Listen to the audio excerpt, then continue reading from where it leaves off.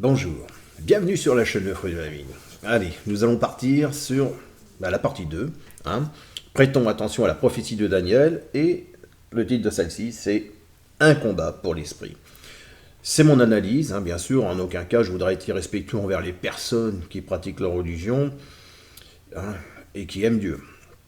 Mais c'est la manière dont moi, j'observe et j'analyse ce qu'il se passe en France en tout cas. Donc c'est vrai, éditeur, quand tu dis ces trois Israélites qui ont refusé d'obéir au roi Babylone, ont eu la vie, sauf parce que Jéhovah avait quelque chose à démontrer au roi. Sinon, ils s'étaient cuits et cela aurait été tant pis pour eux. Et c'est exactement, je suis d'accord tout à fait avec cela. Alors qu'enseigne-t-on aux jeunes Hébreux? Et dans quel but? C'est surtout ça, dans quel but? Nationalement, c'est pareil partout. Regarde, immédiatement, Pascalou s'engagea un combat pour les jeunes esprits de ces exilés, d'accord, pour que les adolescents hébreux se coulent dans le système babylonien, ce qui se fait dans un pays nationaliste en général, qui était pareillement normal, puisqu'en Samuel, c'est ce qui était demandé, c'est eux-mêmes qui demandaient à avoir des rois, d'accord. Tu te rappelles de Samuel chapitre 8. Nebuchadnezzar décréta que ses fonctionnaires leur enseignaient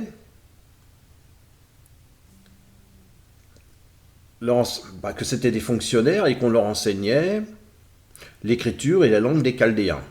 Il ne s'agissait pas d'une éducation ordinaire, on est d'accord.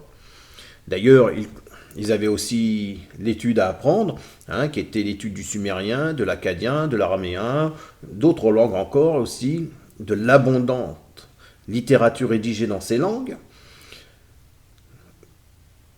Qu'est-ce qu'on peut dire encore? Ça comprenait aussi l'histoire des mathématiques, de l'astronomie, etc. Cependant, les textes religieux, dans le présage de l'astrologie, constituaient une part importante. Entre guillemets, c'était une grande société. Babylone était une grande société avec une grande littérature, l'apprentissage de mathématiques, tu vois, comme on a pu le voir, d'astronomie et autres. Une société très avancée. Alors, dans le paragraphe 11, il était donné, voulant que ces jeunes Hébreux adoptent complètement les coutumes et la culture de la cour babylonienne, le roi fixa pour eux une ration quotidienne de mets délicats, des mets délicats du roi et du vin dont ils buvaient. Oui, pour les entretenir pendant 3 ans, afin qu'au terme de ces années, ils puissent se tenir devant le roi. De plus, le fonctionnaire principal de la cour leur assigna alors des noms. Et oui, ainsi il assigna à Daniel le nom de Belshazzar, à Anania le nom de Shadrach, à Michel. Alors j'avais dit dans l'autre vidéo Michael parce que c'était par rapport au texte que j'avais lu qui est comme Dieu. Et en fait c'était pas Michael, c'est Michel. Michel. Celui de Méshach et Azaria, celui d'Abed-Nego. Ce qui est important, c'est qu'il était courant dans les temps bibliques de donner à quelqu'un un nouveau nom pour signaler un événement important dans sa vie. Par exemple, Jéhovah a bien changé le nom d'Abraham en Abraham, de Jacob en Israël. Tu vois, ça se faisait, c'était comme ça. Pour ne prendre que la France, parce que moi c'est ce pays qui m'intéresse, le roi était lieutenant du Christ. Il y avait des valeurs chrétiennes, ces valeurs ont permis de rassembler des peuples et une moralité. Aujourd'hui, on ne t'oblige plus à changer et à porter un prénom, en tout cas un nouveau prénom de baptême concernant le pays où tu vis. Et ceux qui ont essayé de te dire que ça n'est pas bien, ça leur a coûté de se retrouver sous des plaintes. Si c'est mal de changer de prénom, pourquoi Jéhovah a changé celui de Jacob à celui d'Israël, par exemple, tu vois? Pourquoi Jéhovah veut que vous respectiez toute autorité, surtout si les sociétés se veulent nationalistes? Paul reflète les préoccupations des judéo-chrétiens qui commencent à être malmenés dans les synagogues, par exemple. N'oublions pas en effet que Jésus était judéen et que ses premiers disciples l'étaient aussi. On a modifié le sens de judéen. Je m'explique. Les judéens étaient, comme l'apôtre Paul, des personnes qui se rendaient au temple, qui continuaient à pratiquer le judaïsme.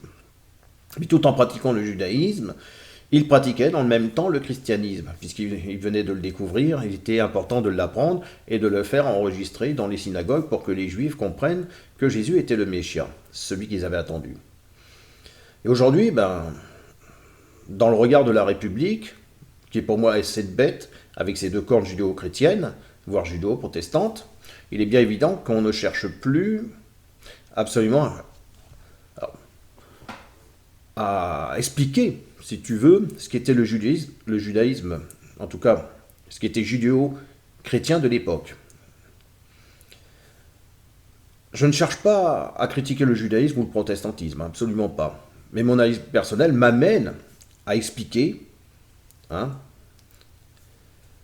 ce qui se passe réellement. En tout cas, pour le pays qui est la France.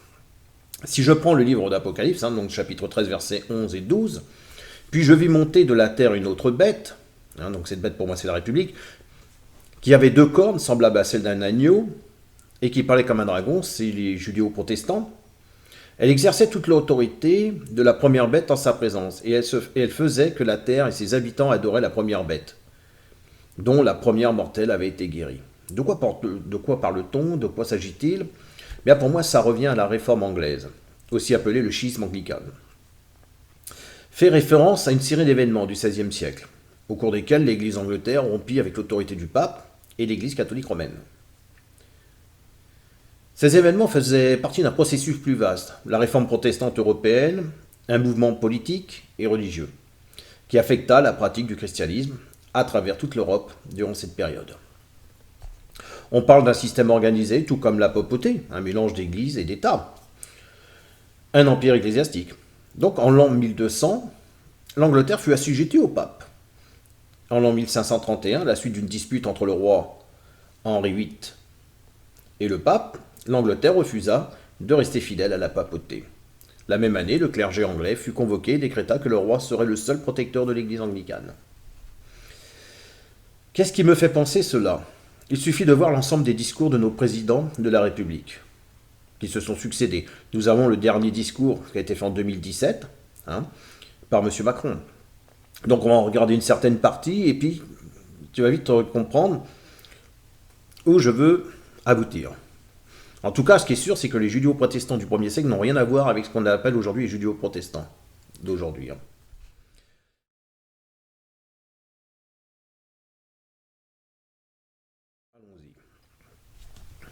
Vous le voyez, je suis venu pour cet anniversaire, et vos réflexions, malgré tous les risques, et malgré tous les arguments que je donne à celles et ceux qui voudraient voir en moi l'incarnation contemporaine d'un néo-protestantisme anglo-saxon, qui plus est, pour le moins certain. C'est bizarre, il se défend, toi, déjà. On le voit comme cela. Ben oui. Comme président d'une république laïque, toi, ça ne veut pas dire que lui, il le soit. Comme président d'une république laïque, je serais naturellement tenté de saluer l'œuvre séculaire des protestants pour les libertés en France. Mais cette réforme dont nous parlons fut d'abord un geste de foi. Ce fut même un des plus grands ébranlements de la spiritualité européenne et un tournant dans la vision européenne du monde. Donc là, on a un retour vers la construction de Babel et d'une langue unique qui sera l'anglais. Continuons. Et les combats que vous avez menés pour la liberté, l'esprit critique, l'indépendance religieuse, les guerres et les massacres qui ont résulté, les conquêtes que vous avez réalisées, le furent au nom d'une certaine idée de la foi, de la relation de l'homme à Dieu, de celui qui croit au texte, d'une conception même de ce qu'est la foi et la connaissance de ces textes.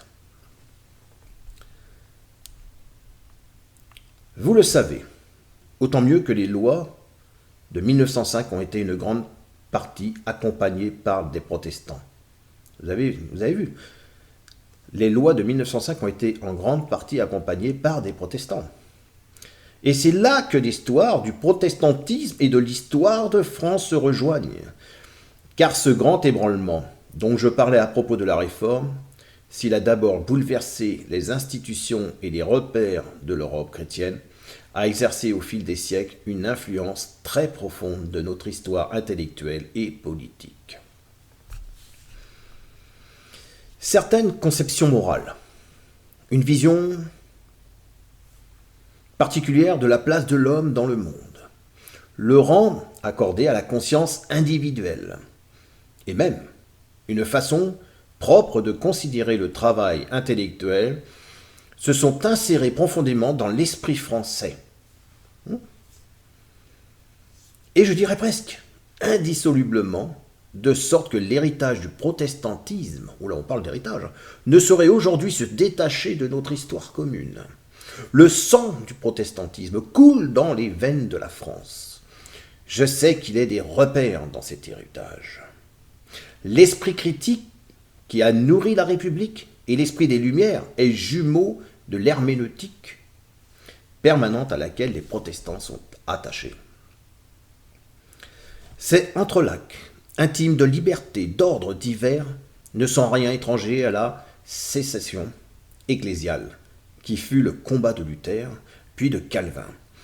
Nous les retrouvons dans notre Constitution française, commençant par l'affirmation que les humains naissent et demeurent libres, égaux en droit, pour se terminer par le principe selon lequel nul ne peut être privé du droit inviolable et sacré de la propriété. Oh là là, c'est énorme, c'est énorme. Si c'était vrai. Eh oui.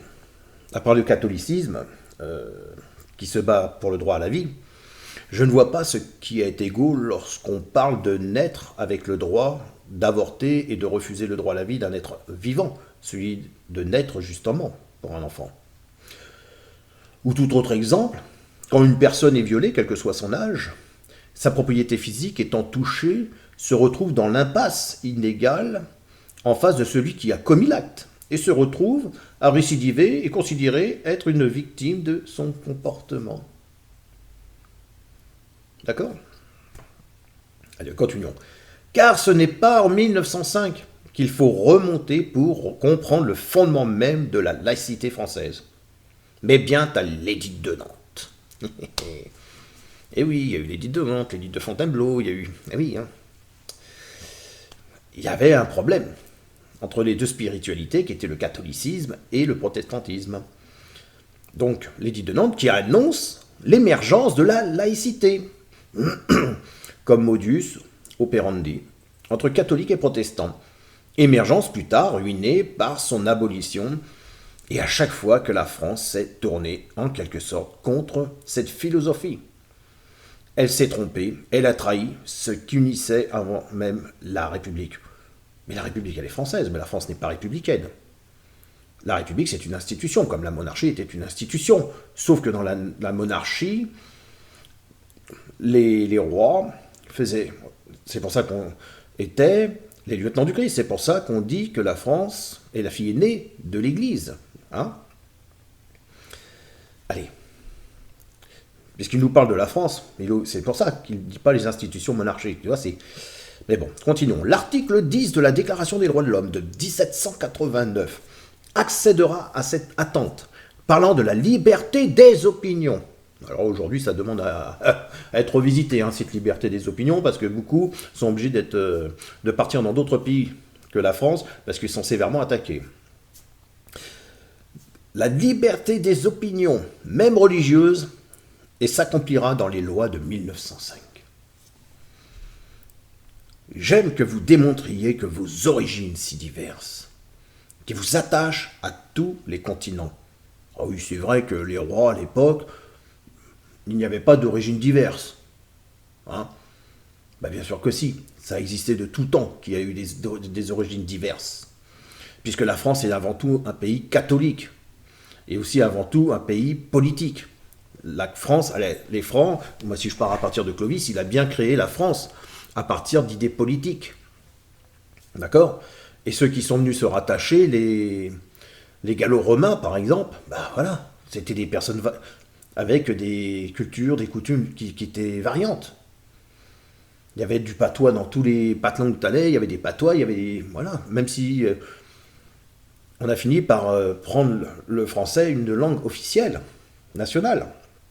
Donc, continuons, accédons à cette attente. Alors, j'aime vous démontriez que vous démontriez vos origines si diverses, qui existaient déjà à l'époque des rois, qui vous rattachent à tous les continents, qui existaient déjà à l'époque des rois, vos traditions aux tonalités si variées, qui existaient déjà à l'époque des rois, aux intonations parfois éloignées, qui existaient déjà à l'époque des rois, soit des raisons supplémentaires pour vous est pour nous de faire le chemin ensemble et soit la source d'une fraternité retrouvée et non la division, qui existait déjà à l'époque des rois. Ben oui, ça existait déjà à l'époque. Donc, sauf que là, aujourd'hui, on n'est plus vers une nation, mais vers une mondialisation.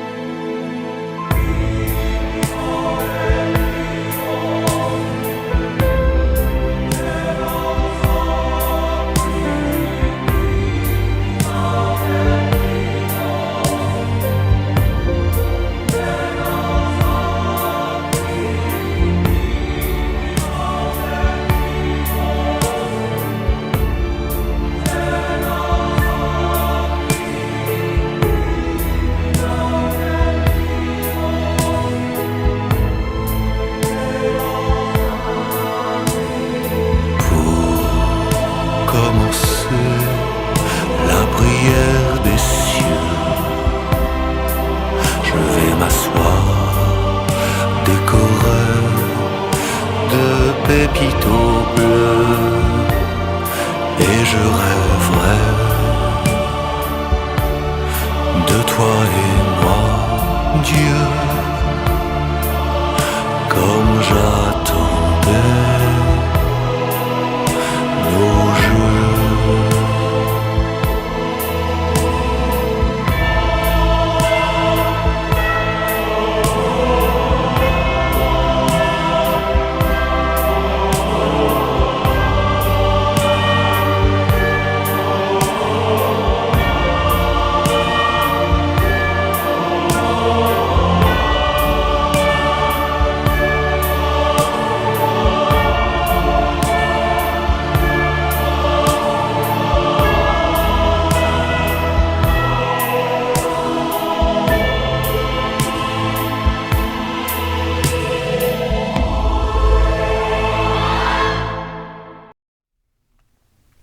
Cette histoire est menacée aujourd'hui, menacée par cette tentation de repli, par les fractures et par une forme de guerre civile européenne dans laquelle, depuis bientôt 10 ans, nous nous sommes enfermés. Nous regardons nos propres divisions, nos propres divergences.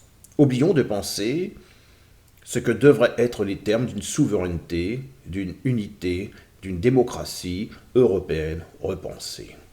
Alors là, on va toucher à du lourd. Nous avons si besoin que vous restiez la vigie, synonyme sentinelle, les veilleurs. Donc, que vous restiez la vigie de la République. Son avant-garde. Ouh là là là. Ça me rappelle quelque chose, ça, son avant-garde. Hein, ça me rappelle... C'était avec Bernard-Henri Lévy, c'était Premier ministre sous Hollande. Hein, qui disait que les Juifs étaient l'avant-garde. Les Juifs de France sont plus que jamais les Français à l'avant-garde de la République et de nos valeurs. Et là, Macron dit que c'est les protestants qui sont l'avant-garde. Son avant-garde dans les combats philosophiques, moraux, politiques qui sont ceux de notre temps. Et ils sont nombreux. Qu'il s'agisse d'éducation, de justice sociale, de lutte contre le terrorisme ou d'accueil des migrants. L'œuvre des protestants pour la cohésion sociale et culturelle dans notre pays tient une place majeure au sein de la République. Une place majeure. Pourtant, la loi du 9 décembre 1905, pour laquelle ont participé les protestants avec la République, concerne la séparation des églises et de l'État.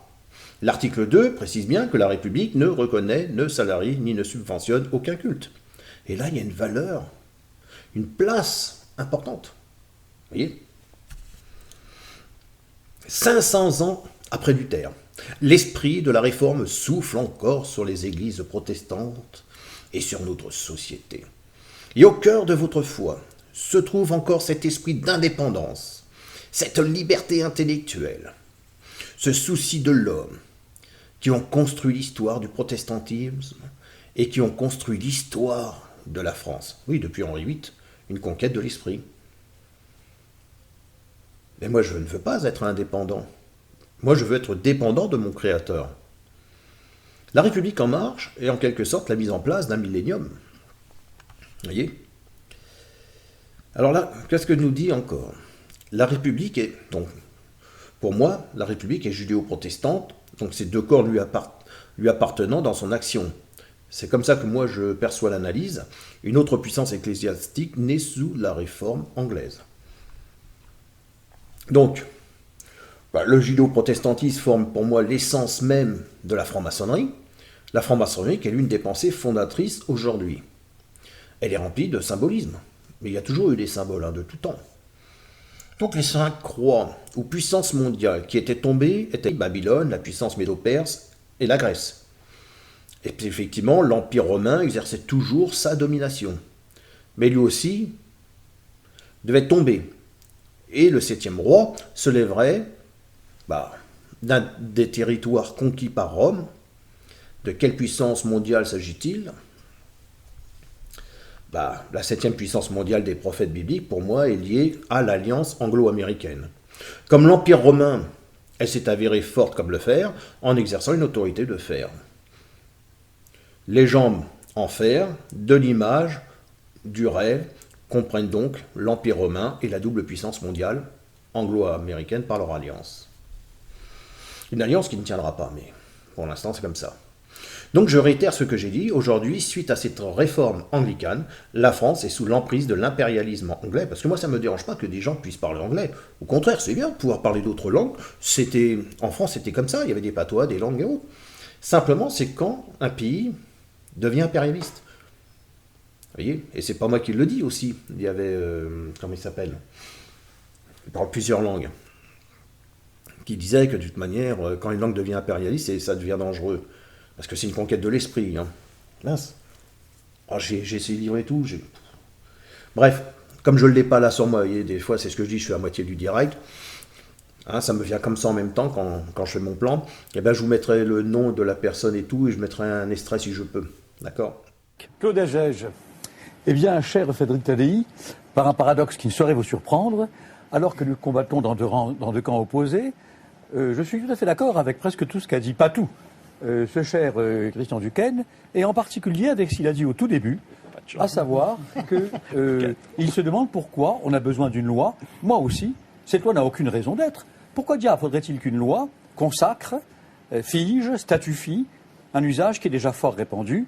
Très nombreux sont qui, en violation complète de la loi Toubon d'ailleurs, mais apparemment avec la bénédiction au moins tacite du pouvoir politique, les grandes écoles et universités qui depuis très longtemps dispensent l'enseignement en anglais. Pourquoi diable devrait-on faire une loi? Alors là, je suis complètement contre, un peu comme vous n'êtes pas contre, mais vous trouvez très étonnant qu'il y ait une loi. Donc nous sommes finalement assez d'accord, cher monsieur Duquesne. Et la raison pour laquelle je m'y oppose complètement, c'est que du coup, ça donnerait aux décisions que prend la France une très nauséabonde et très désagréable conséquence, parce que la France n'est pas seule dans la francophonie. Elle est, heureusement pour le français, la France, où on n'aime pas le français, comme vous savez, le pays du monde où on aime le moins le français, c'est la France. Plus personne ne s'étonne de ce paradoxe apparent qui est devenu évident, notamment c'est chez les PDG. Excusez-moi. Pardon. Ça fait 40 ans que j'utilise la langue française, que je me bats dans le monde entier. Ne dites pas que les Français n'aiment pas la France. Je vous ai écouté à d'autres émissions, j'ai remarqué que vous baissiez toujours les yeux, et je suis très surpris que ce soir vous regardiez en face. Je voudrais vous demander simplement cette question, puisqu'on est très pressé par le temps. Non, pas tant que Expliquez, ça. Mais... Alors très bien. Alors expliquez-moi. N'exagérez pas non plus. Expliquez-moi. Si j'ai compris vos propos, vous n'avez rien contre la langue de Shakespeare. Absolument rien. Bon, donc vous considérez Et que... puis je ne l'appelle pas avec ce ridicule petit... Petit ridicule, avec quoi. ce ridicule petit mot, cette expression habituelle, langue de Molière ou de Shakespeare, ce sont des formules toutes faites que je n'emploie jamais. Oui, enfin, sans Shakespeare, ni vous ni moi ne serions là. Donc on va continuer, simplement. Donc vous considérez que, quand par exemple on en était, il y a 10 siècles, au latin, au grec et au français qui apparaissait, la langue française a évolué. Vous êtes d'accord avec moi? Vous pensez que les responsables de la langue française, depuis 30 ans, depuis 50 ans, la font évoluer au niveau où elle devrait évoluer? Vous pensez que l'étude du français aujourd'hui est possible pour tous les jeunes dans les universités, dans les écoles françaises? Vous êtes d'accord avec moi que l'orthographe française, quand on voit les émissions de Pivot, quand on voit les dictées sublimes qui concernent un certain nombre de Français, vous pensez que les autres ne sont pas à la ramasse? Vous recevez les lettres que les gens écrivent bourrées de fautes d'orthographe? Si, c'est simplement pour vous dire que on entend... Attendez. Les gens disent. Non, mais attendez. J'ai posé la question à Luc Ferry quand il était ministre. Je lui ai demandé pour quelles raisons les jeunes de 5 ans, de 6 ans, de 7 ans, de 8 ans dans les écoles maternelles, les écoles communales n'avaient pas l'anglais obligatoire pour que les Français puissent à la fois posséder la langue française et la langue anglaise. Ce n'est pas une infirmité pour les jeunes Français de posséder 2 langues au lieu d'une. Vous savez quelle a été la réponse? Il y a le russe, il y a l'allemand, il y a l'arabe, le chinois. Pourquoi juste l'anglais? Il y a d'innombrables langues et la diversité. Donc vous êtes... Attendez, la diversité n'a rien à voir. Le fait qu'on a 2 bras. Le bras droit, c'est sa langue maternelle, que ce soit le français, l'arabe, l'italien, l'espagnol. L'autre, c'est la langue anglaise. Ce sont les langues du monde, et non l'anglais seul. Donc vous me dites devant des millions de gens que quand on va dans un pays étranger... On apprend sa langue. Attendez. Vous allez dans un pays étranger, à peine vous arrivez, vous êtes obligé d'utiliser l'anglais. Mais pas du tout, vous apprenez sa langue. Vous me dites pas du tout à moi. Avant d'y aller, vous apprenez sa langue. Vous osez me dire ça? Vous allez souvent à l'étranger? Très souvent. Très souvent. Et vous utilisez le français, et quand vous êtes en Hollande, vous parlez français et hollandais? Je parle en néerlandais, bien entendu. Ah ben vous êtes extraordinaire. Il est très spécialiste. C'est vrai qu'il l'est simplement. Ce que je vous demande simplement, répondez-moi juste à cette question, sans baisser les yeux. Le plus normalement du monde, humainement, j'ai rien contre vous. Je veux simplement que vous m'expliquiez. Je vais vous donner la réponse. Je vais vous donner la réponse. Je fais pas d'ironie, je vais vous donner la réponse parce que je pense aux gosses qui n'ont pas la possibilité d'aller dans des écoles bilingues, dont les parents n'ont pas l'argent pour les éduquer à ce point-là, et qui se retrouvent à 10 ans, à 9 ans, à 12 ans, sans aucune pratique de l'anglais. Je vous pose la question. La réponse que m'a donnée le ministre, M. Ferry, c'est que, oui, on pouvait très bien apprendre l'anglais dès le jeune âge, mais il fallait à ce moment-là qu'il y ait en Angleterre aussi des professeurs de français qui fassent apprendre le français aux jeunes Britanniques. Qu'est-ce que vous me donnez comme réponse? Je voudrais bien vous répondre. Je définis une politique. Une politique, qu'est-ce que c'est? Oui. C'est non pas de s'incliner devant le fait accompli, mais de lutter pour un fait nouveau. Mais quelle inclination? Ça consiste à baisser les bras devant la domination de l'anglais. Mais quel baissage de bras, étant donné qu'il y a... Mais écoutez... Pourquoi faut-il baisser les bras devant l'anglais? Et les autres langues, alors? Vous pensez, la première question de la nation, vous pensez vraiment que le français, par les Français, est défendu comme il le doit? Je vais vous donner un exemple. Le verbe aller. Attendez. Quand on est allemand, on prononce tout. Pas quand on est français. Le verbe compter, par exemple, qui s'écrit C-O-M-P-T-E-R, on ne le prononce pas compter, on dit compter. Vous trouvez vraiment que le jardinage de la langue française depuis 30 ans était bien fait? Non, il n'a pas été bien fait. Toutes les langues, l'anglais en particulier, ont une orthographe qui est totalement différente de la phonétique. Oui. L'anglais bien plus que le français. Quand prononcer Knight et un chevalier, prononcer Knicht. Je vous parle pas l'anglais, je vous parle du français. Non, c'est pas la même chose. Je vous parle du français. Je pense personnellement, pour avoir pratiqué cette langue, qui est mon outil de travail depuis 40 ans, que le travail sur la langue et sur l'orthographe et sur la modernité de la langue française n'a pas été fait au niveau qu'il devait être fait. Qu'est-ce que c'est que ces contradictions dans votre discours? Est-ce que vous êtes en train de dire qu'il faut apprendre mieux le français, notamment l'orthographe aux francophones, ou qu'il faut leur apprendre aussi l'anglais? Les deux. Des deux, dites-vous. En quoi c'est contradictoire? Mais dans la mesure où il y a du temps, un volume de temps investi dans chacun, tout simplement. Donc vous pensez et une deuxième mesure linguistique, ça c'est le linguiste professionnel que je me permets, non pas de vous asséner, mais de vous rappeler, parce que vous le savez sans doute, l'acquisition d'une langue étrangère n'est vraiment efficace que lorsque les structures essentielles de la langue maternelle sont en place, ce qui n'est pas le cas avant 6 ans. Par conséquent, il faut attendre pour que l'enfant soit bilingue, qu'il ait un minimum... Son vocabulaire, c'est autre chose. Il apprend beaucoup de vocabulaire nouveau. Mais parfaitement. Moi, j'en apprends encore maintenant. C'est ce que vous êtes en train de me dire. C'est-à-dire que les enfants entre 3 ans et 6 ans ne peuvent pas acquérir une autre langue. Ils peuvent à partir de 6 ans. Entre 3 et 6, Entre 3 et 6, il vaut mieux qu'ils aient déjà une bonne maîtrise de leur langue maternelle. On va ouvrir le débat. Mais alors comment on fait vous pour êtes les d'accord enfants bilingues, dont le père est français et la Mais mère cela, est parce qu'il y a des anglaise? familles favorisées de la haute bourgeoisie. Vous savez très bien que la plupart des gens modestes, Pas forcément ils de la n'épousent haute pas de gens qui ont d'autres bourgeoisie. langues. Éric Fassin, forcément de la haute essayez de s'en bourgeoisie, mêler. écoutez. Et Marie-France Est-ce que Boursier. les malheureux, ils épousent pas des étrangères Quoi? Les gens d'origine modeste, ils épousent des gens de leur milieu, vous savez bien. Si vous permettez un mot, je crois, Claude Agech, que la différence entre vous et moi, c'est que vous... Il n'y a pas beaucoup de différence. Non, mais vous dites promouvoir la langue française. En fait, c'est un effet de rhétorique. Vous la défendez quand même. Vous la défendez. Je suis dans une politique de promotion, Et je pas pense de défense. justement que cette posture défensive est le meilleur moyen de ne pas promouvoir la langue française. Mais des promotionnels, précisément. Je pense que nous devons être sûrs de notre langue. Nous devons être sûrs de nous. Et être sûr de nous, ça veut dire aussi avoir la capacité d'apprendre d'autres langues. Il se trouve que l'anglais est la langue aujourd'hui qui est la plus parlée au plan international. Est-ce que vous n'oubliez pas que le Je français est pense aussi que la langue de 77 États et gouvernements, Je et que la pense- France n'est pas seule. Attendez. La France est le berceau historique, mais non le propriétaire exclusif de l'anglais. Je pense qu'une posture défensive est en fait contre-productive pour la langue française. Elle Et n'est pas je l'ai défensive, vu, c'est une promotion. je l'ai vu en Europe centrale.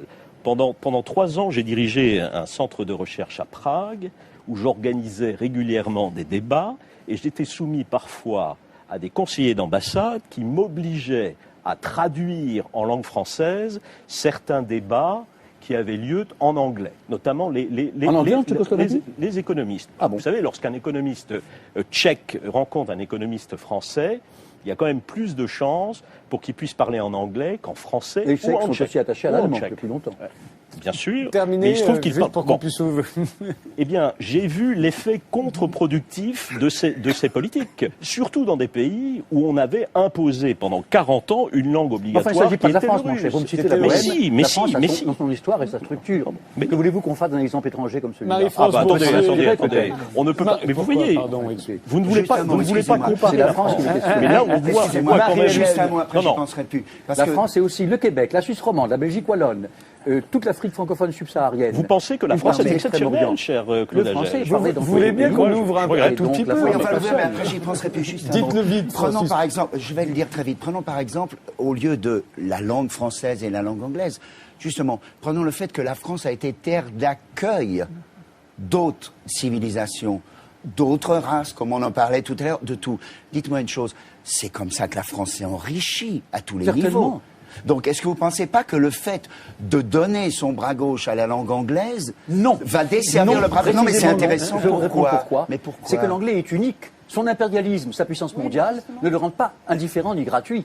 Ce que vous dites comme Ça, ouverture vous de la pensez France que le bras gauche dans va son tuer le bras histoire droit? à toutes les langues, Sérieusement? j'en suis totalement d'accord. Mais l'anglais est une exception. L'anglais, Pourquoi? notamment pour cette loi que Mme Furasso a, je crois, réussi à faire voter, au moins en partie, si on introduit...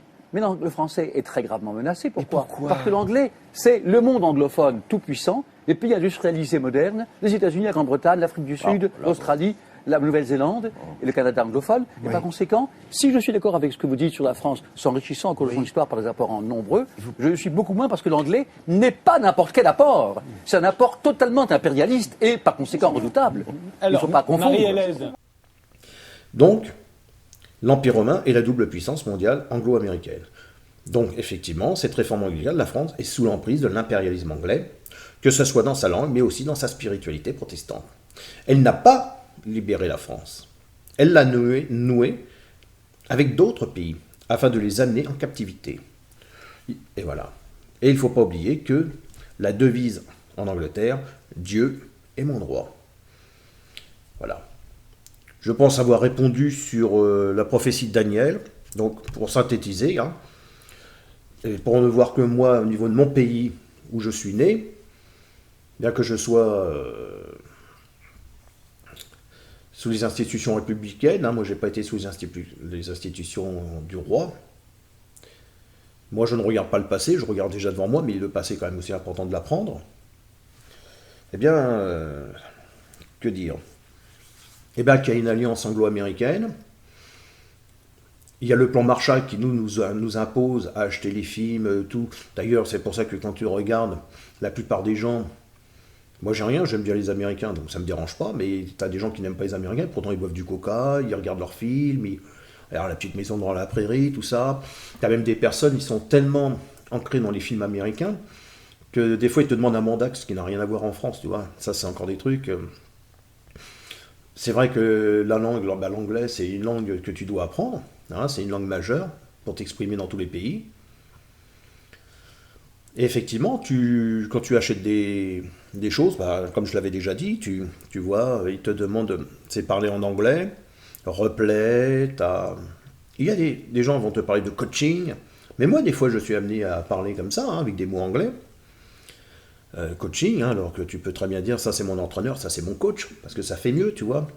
Il y a beaucoup de mots qui ont été transformés, comme disait Dominique Noguès, hein, j'avais lu son ouvrage il y a un bon bout de temps maintenant. Et il en parlait d'une dictature douce, au départ. C'est une dictature douce qui est en train de modifier de ce que nous sommes. Mais moi, j'ai pas envie de perdre mon identité. Voilà. Et je pense qu'effectivement, on est en train de grandir, on est en train de construire la maison de Dieu, hein, ce qui me fait penser à une des lames du tarot, quoi. La lame numéro, je crois que c'est la lame numéro 16, ouais. Si c'est un 7, ce qui donne le chariot, etc. Vraiment, je ne vais pas faire de l'ésotérisme là-dessus. Voilà, mais j'espère que tu prendras conscience que si ce que je dis est inexact, dites-le. Hein. Dites-le moi. Mais en tout cas, pour dire que vénérer, quand dans la première vidéo j'ai parlé de vénérer des statues et autres, Dieu ne nous interdit pas d'avoir une vénération, d'avoir des statues, d'avoir des symboles et autres. Ça, c'est après, ça a été mis, comme pour la franc-maçonnerie, ils ont des symboles, mais après, il y a certains qui ont utilisé ces symboles dans un contexte ésotérique. Il y a des personnes, alors moi j'aime pas trop parler de ça, mais si on prend par exemple Hitler, hein, la croix gammée qui aujourd'hui c'était quand même le symbole de chance. Elle a été utilisée par Hitler, elle est devenue la croix gammée et aujourd'hui détestée. Et il y a beaucoup de symboles comme ça, lorsqu'ils sont utilisés pour des fins tragiques, elles changent de nom, elles changent leur rapport avec tout, quoi. Et je pense que dans les livres des témoins de Jéhovah, d'ailleurs j'en ferai justement une vidéo sur le livre Les missionnaires de Satan, tel qu'il est perçu par un énergumène, mais j'en parlerai pour l'instant, on verra. Voilà, moi en tout cas je vous dis à bientôt pour la prochaine vidéo. Alors j'ai noté, parce que ce que vous me demandez, hein, la prochaine vidéo, c'est ce qui m'a été demandé sur le mémorial. Il y en a une que je ferai après sur le purgatoire et une sur l'âme. Voilà, moi je vous dis à bientôt pour la prochaine vidéo. Puis n'oubliez pas de mettre des likes et puis de vous abonner. C'est le but de la chaîne. Allez, au revoir.